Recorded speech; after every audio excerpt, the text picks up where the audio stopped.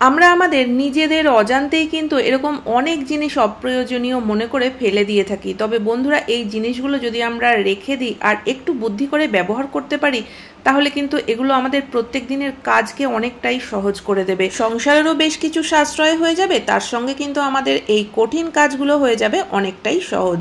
তো প্রতিদিনের মতো বেশ কিছু সাংসারিক টিপস থাকলো আজকের ভিডিওতে। নমস্কার বন্ধুরা, মৌস ফ্যাশনে তোমাদের সকলকে স্বাগত জানাই। আশা করি তোমরা সকলেই ভালো আছো। তো চলো আজকের প্রথম টিপসটা দেখে নেওয়া যাক। অনেক সময় কিন্তু দেখা যায় বই খাতা যখন পুরনো হয়ে যায়, হয়তো আমরা পেজটা উল্টাতে গিয়ে হোক বা কোনো কিছু করতে গিয়ে দেখা যায় হয়তো বেশ কিছুটা জায়গা ছিঁড়ে গেল।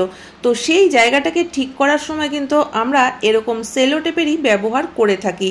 তবে বন্ধুরা, অনেক সময় দেখা যায় যে সেলো টেপটা আমরা যেভাবে লাগানোর চেষ্টা করছি সেইভাবে সঠিকভাবে লাগলো না, একটু বেঁকে টেরে গেল বা হয়তো একটু ভাঁজ খেয়ে গেল। তাতে করে কি হবে বলো তো, লেখাগুলো পরিষ্কার বোঝা যাবে না আর দেখতেও কিন্তু খারাপ লাগে। তো তখন আমরা কি করি, সেলো টেপটাকে এইভাবে একটু একটু করে টেনে তোলার চেষ্টা করি যাতে আমরা সোজাভাবে লাগাতে পারি। কিন্তু দেখবে বই বা খাতায় একবার সেলো টেপ লাগিয়ে ফেলার পরে যদি আমরা এইভাবে টেনে টেনে তোলার চেষ্টা করি, সেলো টেপটা হয়তো উঠে আসে, কিন্তু তার সঙ্গে কিন্তু বই খাতার কিছুটা অংশও ছিঁড়ে চলে আসে আর তার সঙ্গে লেখাগুলোও কিন্তু অনেকটাই আবছা হয়ে যায়। তো যদি তোমাদের সেলো টেপটাকে তুলতেই হয়, তাহলে কিন্তু এইভাবে টানাটানি করে তোলা কখনোই ঠিক হবে না। তো যেভাবে তুলতে হবে এই ট্রিকটা যদি জানা থাকে, তাহলে কিন্তু কখনোই আমাদের এই সমস্যায় পড়তে হবে না। তো তার জন্য যে কাজটা করতে হবে, সেলো টেপের দুপাশের যে বাড়তি অংশ, সেই দুটো অংশকে কিন্তু দুপাশ থেকে এইভাবে টানতে হবে। তো যত টানবে তত দেখবে সেলো টেপটা কিন্তু নিজে থেকেই আলগা হয়ে উঠে আসবে। তো এটা করতে হয়তো 1 মিনিট সময় লাগবে, কিন্তু এতে করে লেখাগুলো আবছা হবে না বা বই খাতা যে ছিঁড়ে চলে আসা সেটাও কিন্তু হবে না। তো আমি তোমাদেরকে তুলে দেখিয়ে দিলাম, একটুও কিন্তু ছেড়েনি বা লেখাগুলো উঠে যায়নি।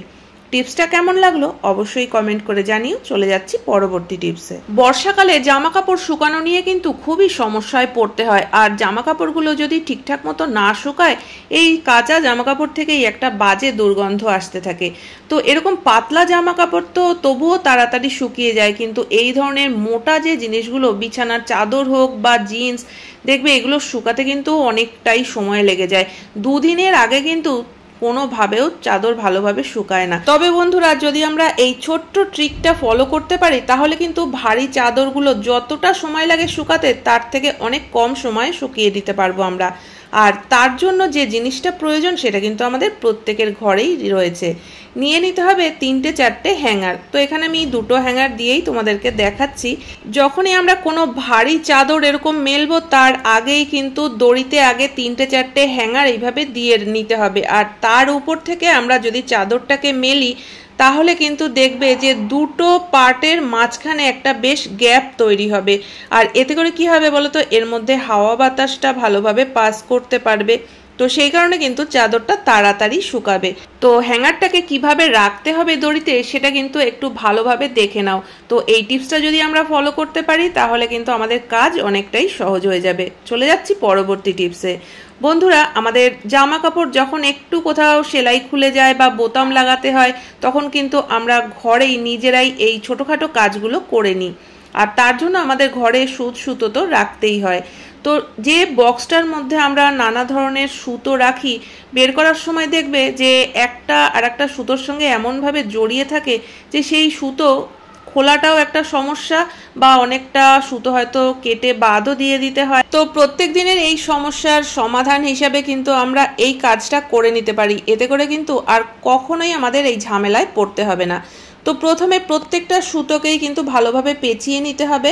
আর তারপরে দেখো, এখানে আমি সেলো টেপ থেকে একটা ছোট্ট টুকরো কেটে নিয়েছি।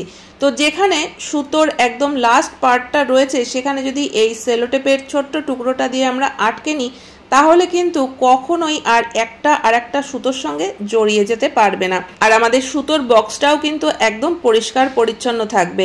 যখন সেলাই করার প্রয়োজন হবে, এই সেলো টেপটাকে ধরে একটু টান মারলেই কিন্তু দেখবে যে খুলে আসছে। আর যতটুকু সুতো নেওয়ার প্রয়োজন নেওয়া হয়ে গেলে কিন্তু আবার একইভাবে আটকে রাখতে হবে। তো এতে করে কিন্তু দেখবে আমাদের কাজ অনেকটাই সহজ হয়ে যাবে।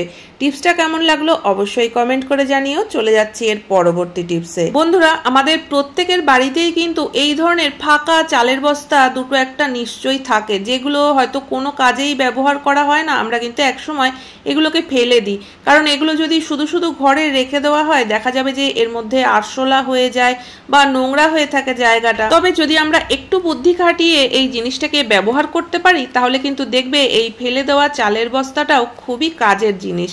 তো কিভাবে আমরা ব্যবহার করতে পারি তার দুটো টিপস আজকে তোমাদের সঙ্গে শেয়ার করছি।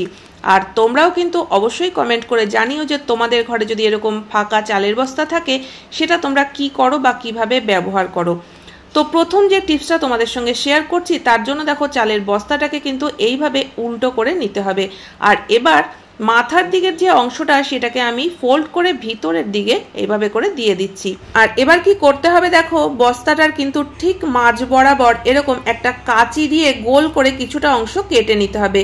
তো এই কাজটা আমি আগেই কিছুটা করে রেখেছিলাম যাতে সময় একটু কম লাগে, ভিডিওটা বড় না হয়ে যায়। তো তোমরা কিন্তু এবার বুঝতেই পারছো যে জিনিসটা কি তৈরি হলো।